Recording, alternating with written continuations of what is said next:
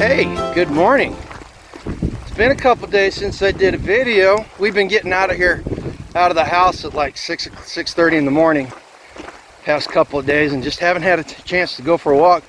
Fancy's out here with me now. She's not too terribly happy because it has started to rain and there's been some thunder and lightning, both of which she does not like. But we'll get through it. We're heading home now, baby. You're okay. So let me start out by saying that I used the thumbnail and the title of this video to get you to click on it. And you may not like some of what I'm about to say, but that's okay. Just do me one favor. Watch the entire video, hear me out, and then after you watch the whole video, then go into the comments and say what you got to say. But just don't start excoriating me in the comments right off the bat until you hear me out, okay? So, free Hunter Biden. As much as I get a bit of satisfaction out of the fact that he was found guilty, much like you or I would have been in a trial for gun charges. Oh, that was the other thing.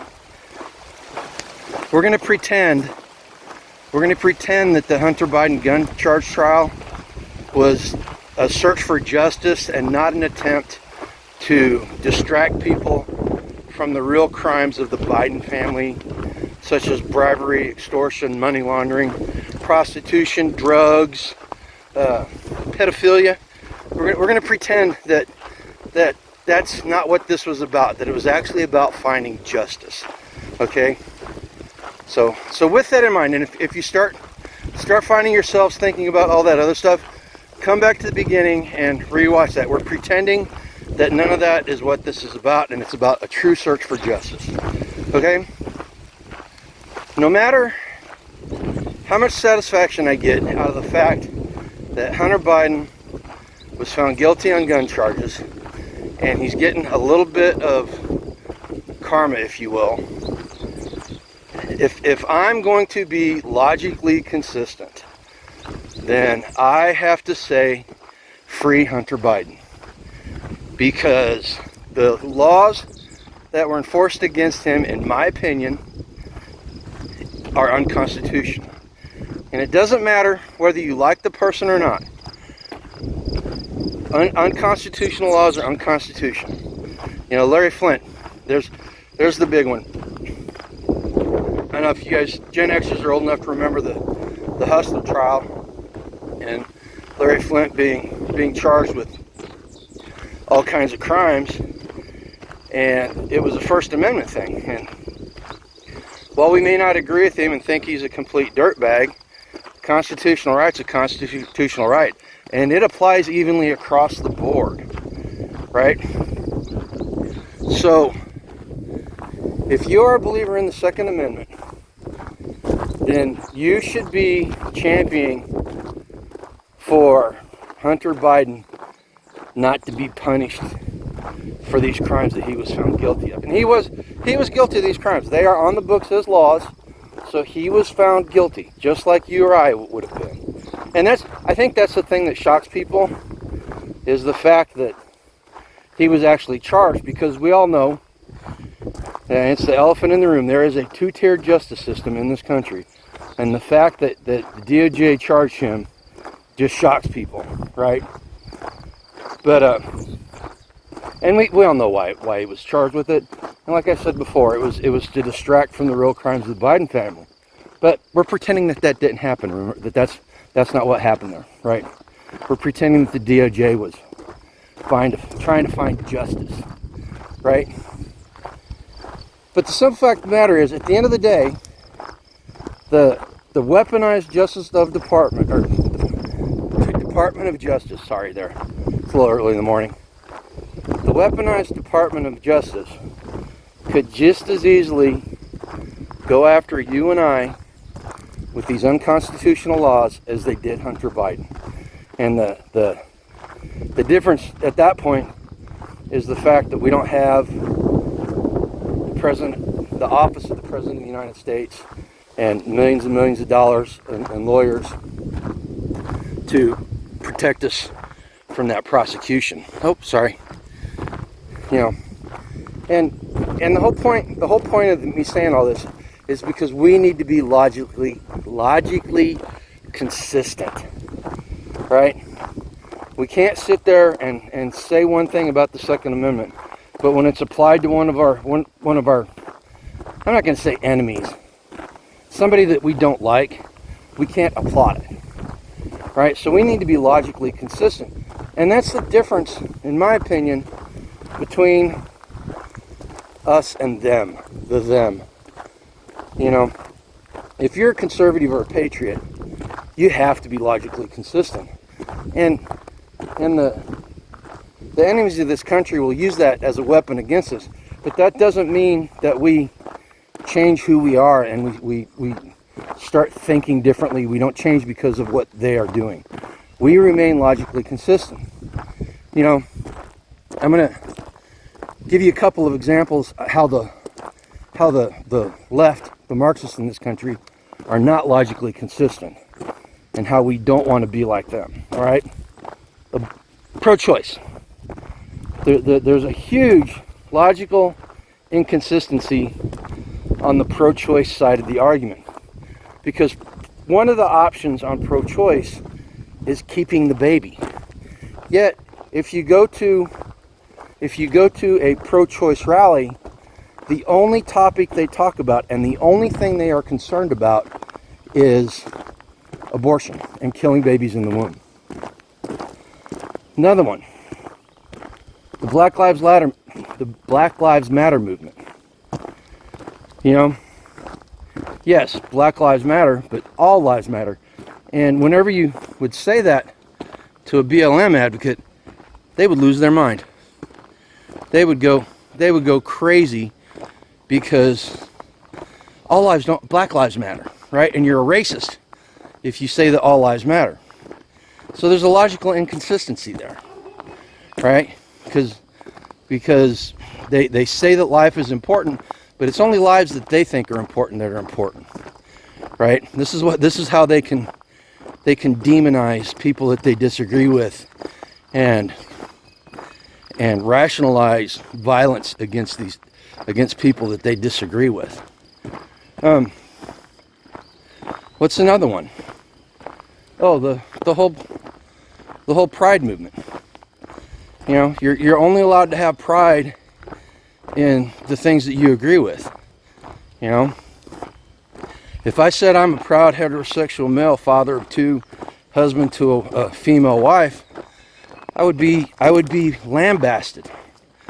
You know, if I stood up there and I burned an LGBT flag, I would be vilified by the media and the alphabet people. You know, but burning an American flag is free speech, but burning a LGBTQ flag is hate speech. And they've done that. And okay, now we're going to talk about some illogical consistencies, or illogically, I don't even know what I'm trying to say. Some illogic stuff on our side. You hear about these 2 kids that had scooters and they were doing burnouts on a pride flag painted on the ground down in Florida? Well, they hunted them down and they charged them with, if I remember correctly, it started out as a misdemeanor, but it ended up being a felony. And people on the right are extremely upset about this, right? They're extremely upset that these kids are getting charged. Well, what they're getting charged with is vandalism. All right, now the logic on both sides there, because the left says, well, it's a hate thing. You know, it's hate, and they want them charged with hate crimes. And the people on the right said, well, they're, you know, if they can vandalize statues or burn flags, and then this is a matter of free speech. No, it's not a matter of free speech. It's a matter of vandalism. You know, whether we like it or not, taxpayer dollars were spent to paint these stupid pride flags and BLM stuff on public roadways. And so if they're going out and they're being defaced, and I'm not I am not commenting on how I feel about the resistance or the counterculture aspect of doing that. What I'm talking about is the pure legality of it. It was vandalism, right? And if you feel that the left should be punished for vandalizing public statues and buildings and stuff, then you have to think that the right should be punished too. And these kids weren't conservatives or anything. They were kids. They were kids doing kid stuff. But the fact is we can't hold the one side to a standard and not hold our side to the standard as well. All right? So we need to be logically consistent. And we need to stay logically consistent no matter what's happening. Right? Now, not gonna lie, it means we've got a harder row to hoe than the left, because if you can be logically inconsistent and you can be hypocritical, it becomes much easier to push your agenda, right? Because there are tons of people out there that instead of think, they feel. They feel a certain way. So that's the right thing, because they've been taught that they're special and their feelings matter. And so we need to buckle up. We need to start using our critical thinking skills and figuring out how to fight all these inconsistencies, all this hypocriticalness that we face when we're trying to talk about our beliefs and push our agenda. All right. Well, that's about it. That's it for the main topic there. If you guys disagree with me or you agree with me, excuse me, go ahead and put it down in the comments. This is one of those things I really want to hear from people, because I want to know what you guys think about this. And if you there's a movement, fighting fire with fire. If the left is going to behave a certain way, we should behave a certain way right back to them. And the problem with that, as I see it, is you run the risk of becoming a monster that you're fighting against when you start doing that. And yes, in a war, and this is a war, it's a war of ideas right now. Maybe a little bit of a kinetic war going on there, but nothing like what we potentially could see coming from this. So, we win the war of words and ideas right now, so that we don't have to fight a war of bullets and bombs later. And I don't. Boom, lightning. Yeah, we're almost home. Thank God. We weren't supposed to get part of the storm. As of like an hour ago, this big storm was heading. Nope. Look, Fancy's like, nope, time to go home. But we weren't supposed to get any of the storm. It was supposed to pass just to the north of us. Up where Hax lives, it was getting pounded by rain about an hour ago. But the wind changed 180 degrees and is blowing it back right into us, which is fine. We need the rain. Just means I won't be able to get outside and do the work I need to do. I'll have to find stuff inside to do. Or I could just take it easy for a day. Nah, that's not going to happen. All right, guys, listen. All the stuff that's happening, all the inconsistencies and hypocriticalness and the coming conflict, we say it all the time. I'm going to tell you again. How do we insulate ourselves from this? Number one, work on our critical thinking skills, and keeping logically consistent is paramount to that. We also build community, and we become food independent, and we become modernly self-sufficient, because this is how we insulate ourselves, and we protect ourselves from that stuff being used as a weapon against us. All right. Keep your faith too. If you're not spiritually active, you should probably probably think about doing that. And good times or bad times, you should be thinking about it. But it becomes even more important in times like these. Excuse me. You know, at the end of the day, we're all responsible for our own well-being.